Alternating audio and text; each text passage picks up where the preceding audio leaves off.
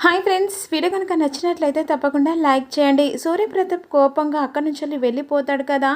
ముత్యాలు ఈ విధంగా అంటూ ఉంటుంది, ఓరా నాయన చూసింది చాలు కది, ఇక పదరా అని చెప్పేసి ఈ విధంగా ముత్యాలు అంటుండగా, ముత్యాలు వయసు మీద ఒంటి మీదకి వయసు రాగానే సరిపోదు, కాస్త జ్ఞానం కూడా రావాలని చెప్పేసి అప్పలనాయుడు కోపంగా అంటాడు. లోకంలో ఇట్లాంటి ఎట్లా జరగట్లేదు, ప్రేమించి పెళ్లి చేసుకోవడం తప్ప ఇలాంటివి లోకంలో చూసి ప్రేమించి పెళ్లి చేసుకొని ఇవన్నీ లోకంలో జరిగేది ఇక కళ్ళ కట్టినట్టుగా కనబడుతున్నాయి కదా అని చెప్పేసి అప్పలనాయుడు అంటూ ఉంటాడు. చూడు, నువ్వు కాదన్నా అవునన్నా ఏదన్నా సరే, ఇక అమ్మాయి కడుపులో మన వంశాంకురం ఉన్నది, అలా వదిలేసి ఎట్ట వెళ్ళిపోతావు అని చెప్పేసి అంటుండగా, వదిలేసి పోకుండా ఇక ఇంటికి తీసుకెళ్తావా ఏంది అని చెప్పేసి ముత్యాలంటుంది. ఎత్తి మీద పెట్టుకొని ఊరేగుతావా ఏంది, అసలు వాళ్ళ సంబంధం వద్దని నోరు మూతుకున్నాను, నీ అబ్బా ఉన్ను కొడుకు ఎవరని విన్నారా ఏంది అని చెప్పేసి ముత్యాలు అంటూ ఉంటుంది. లాస్ట్గా చెప్తున్నాను రా నాయన, నువ్వు ఒక్కని వస్తానో నా కొడుకులాగా నా ఇంట్లో ఉంటావు, జంటగా వస్తే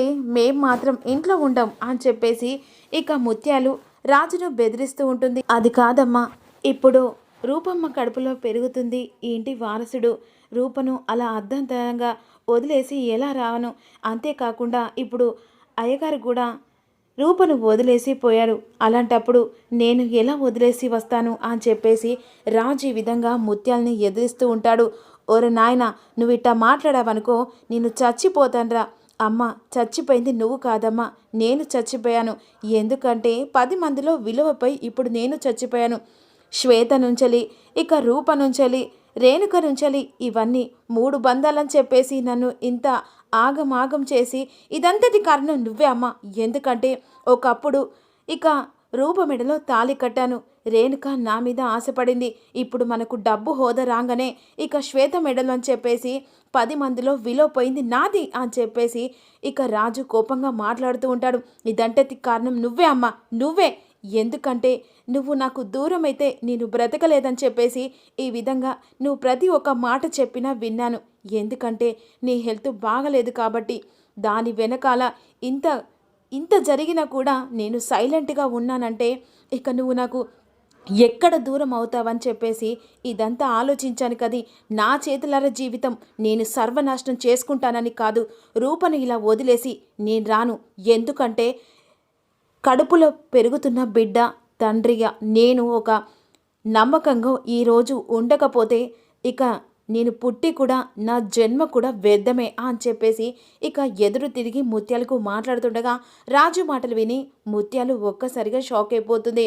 ఏంద్రయ్యా, ఇక నాకు ఎదిరించి మాట్లాడుతున్నావా ముత్యాలు, అసలు నీకు మతంనే మాట్లాడుతున్నావా, అసలు కడుపులో బిడ్డను మోస్తూ తను ఎక్కడికి వదిలేసి వెళ్దామనుకుంటున్నావు, నువ్వు కూడా 3 కన్నావు కదా, అది బాధ నీ కొత్తగా చెప్పక్కర్లేదు ముత్యాలు అని చెప్పేసి ఈ విధంగా అప్పలనాయుడు కోపంగా మాట్లాడుతుండగా, నాకు తెలుసయ్యా, నాకు తెలుసు, మీరందరూ ఏకమై నన్ను ఇట్లా చేశారని నాకు తెలుసు, ఆ రోజు నా ప్రాణాలు పోతే బాగుండేది, బ్రతుకుండి ఇప్పుడు నేను కళ్ళర చూడ్డానికే, ఈ బాధలన్నీ చూడ్డానికేనయ్యా నేను బ్రతుకుంది అని చెప్పేసి ఈ విధంగా బాధపడుతుండగా అప్పుడు వెంటనే దానాలు ముత్యాలను పక్కకు తీసుకెళ్తుంది. ఇక మరోవైపేమో రూప కాస్త ఏడుస్తూ ఉంటుంది. రాజు, నాకు తెలిసేంతవరకు నేను ఏ తప్పు చేయలేదు, నిజం రాజు అని చెప్పేసి ఈ విధంగా బాధపడుతూ ఉంటుంది. అసలు ఏం జరిగిందో ఏం జరుగుతుందో నాకు అసలు అర్థం కావట్లేదని చెప్పేసి రూప బాధపడుతుండగా విరూపాక్షి వీళ్ళ మాటలు వింటూ ఉంటుంది. చెప్తే ఒకవేళ జీవితం ఇక దూరం అయిపోతారేమో అని చెప్పేసి అందుకే ఆ అబద్ధంతోనే, అలాగే ఆ అబద్ధం కాస్త నిజం బంధం కావాలని చెప్పేసి విరూపాక్షి ఆలోచిస్తూ ఉంటుంది. నాకు తెలిసినంత వరకు మనం ఏ తప్పు చేయలేదు కదా రాజు అని చెప్పేసి ఇక రూప రాజును అడుగుతుండగా, అది మనకు తెలుసు కదా అమ్మాయి గారు అని చెప్పేసి రాజు బాధపడతాడు. కానీ ఆ రిపోర్ట్స్ ఎలా వచ్చాయో నాకు అర్థం కావట్లేదు అని చెప్పేసి రాజు ఆలోచిస్తూ ఉంటాడు. డాక్టర్స్ ఏమన్నా అబద్ధం చెప్తున్నారేమో అని చెప్పేసి ఈ విధంగా రాజు రూపతో అంటుండగా ముత్యాలు వస్తుంది.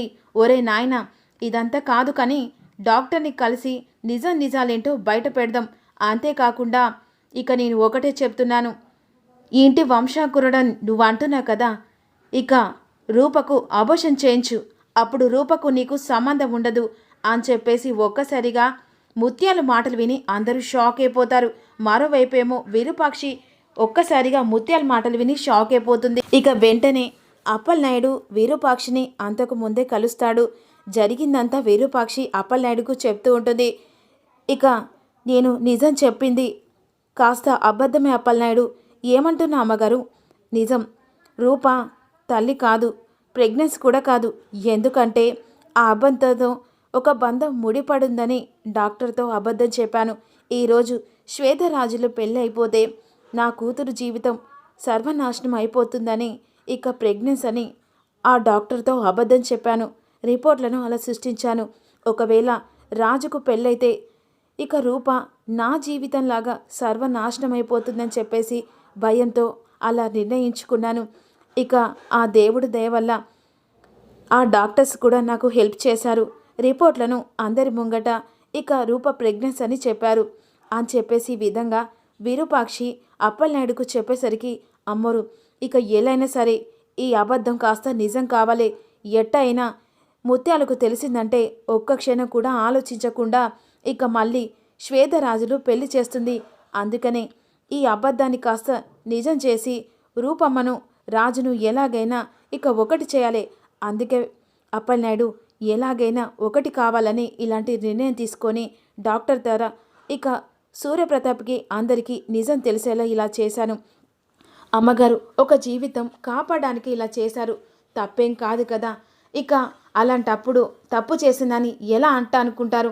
అయినా ఆ దేవుడే వీళ్ళిద్దరినీ కలపాలని చెప్పేసి ఇక జరిగిందంతా చెప్తుండగా ఒక్కసారిగా ముత్యాలు మాటలు విని ఇక రూపకు అబార్షన్ చేస్తాననే మాట విని ఒక్కసారిగా విరూపాక్షి మాటలు అప్పలనాయుడు గుర్తు చేసుకునేసరికి కంగారు పడుతూ ఉన్నాడు.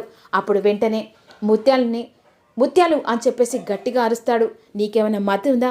నువ్వు కూడా అసలు ఓ తల్లివే కదా. అలాంటప్పుడు ఒక ఆడ కూతురు జీవితం సర్వనాశనం చేయడానికి అసలు నీకు మనసు ఎట్ట అత్తుంది ముత్యాలు అని చెప్పేసి అప్పలనాయుడు అంటూ ఉంటారు. ఇది కాదయ్యా, నేను బతుకుండాలంటే రాజుకు ఇక వేరే పెళ్లి చేయాలంటే ఖచ్చితంగా రూపకు అబార్షన్ చేయించాలి. ఇక రూపకు రాజుకు ఎలాంటి సంబంధం లేదని విడాకులు ఇప్పించితేనే నేను బతుకుంటాను, లేకుంటే నేను ససేమీరా బతకను అని చెప్పేసి ముత్యాలు అక్కడి నుంచి రాజుకు చెప్పి వెళ్ళిపోతుంది. ఓరయ్యా, లాస్ట్గా చెప్తున్నాను, నా ఇంట్లో అడుగు పెట్టాలంటే నువ్వొక్కనివే అడుగు పెట్టాలి. రూపతో కలిసి వచ్చావనుకో ఇక నా శవం మాత్రమే నీ ముంగుట ఉంటుంది. ఇక రూపకు అబార్షన్ చేసి విడాకులు తీసుకొని పెళ్లి చేసుకుంటేనే ఈ అమ్మ నీ కళ్ళ ముంగట ఉంటుంది, లేకపోతే సాగు చూస్తావురా అయ్యా అని చెప్పేసి ఇక ముత్యాలు రాజుకు చెప్పి అక్కడి నుంచి వెళ్ళిపోతుంది. మరోవైపేమో రూప చాలా ఏడుస్తుండగా ఇంటికి వెళ్ళిన సూర్యప్రతాప్, విజయాంబిక ఇక సుమ అందరు కలిసి ఇక బాధపడుతూ ఉంటారు. విజయాంబిక మనసులో విధంగా అనుకుంటుంది, నా కొడుకును నన్ను విడదీసినందుకు ఇలాగే తగిన శాస్త్రి కావాలి మీకు అని చెప్పేసి విధంగా అనుకుంటుండగా, ఒరే తమ్ముడు, ఇదంతా వీళ్ళు కావాలని ప్లాన్ చేసింది. ముఖ్యంగా ఆ విరూపాక్షరా ఇదంతా కావాలని ప్లాన్ చేసింది. నీ పరువు తీసింది అందరి ముంగట. విరూపాక్షిని, రూపను ఎప్పటికీ క్షమించద్రా అని చెప్పేసి ఇక నూరిపోస్తూ ఉంటుంది. అప్పుడు వెంటనే సుమ కోపంతో వచ్చి, కాదు వదిన, లేనిపోని అని బాబాయ్ గారికి ఎందుకు చెప్తున్నాం? అయినా వాళ్ళు తెలియక ప్రేమించి ఏదో శారీరకంగా కలవలేదు కదా, భార్యాభర్తలు కాబట్టే వాళ్ళు కలిశారు. ఇప్పుడు ఆ దేవుడి దయ వల్ల ఆ పెళ్ళి ఆపడానికే ప్రెగ్నెన్సీ అని బయటపడింది. దానికేదో నేరం చేసినట్టుగా అట్లా ఎందుకు మాట్లాడుతున్నావు అని చెప్పే సుమ ఇక విజయాంబికతో అంటూ ఉంటుంది. అయినా నా తమ్ముణ్ణి ఇప్పుడు పరువు తీసింది కాకుండా ఇక అందరి ముంగట విలువ లేకుండా చేసింది. ఇదంతా కారణం రూపనే అని చెప్పేసి ఈ విధంగా సూర్యప్రతాప్కు లేనిపోని చెప్తూ ఉంటుంది. మరోవైపు రాజు ముత్యాలు మాటలు గుర్తు చేసుకుంటుంటాడు. మరి ఇక ముత్యాలు చెప్పిన దానికి రూపకు అబార్షన్ చేస్తాడా? ఇక ఇంట్లో అడుగు పెట్టేలా తన ఇంటికి ఇక రాజు భార్యగా ముత్యాల ఇంట్లో అడుగు పెడుతుందనేదే ఫుల్ ఎపిసోడ్ కావాలనుకుంటే ప్రతి ఒక్కరూ లైక్ చేసి కామెంట్ చేసి అలాగే కొత్తగా చూసిన వాళ్ళు మన ఛానల్ని సబ్స్క్రైబ్ చేసుకో.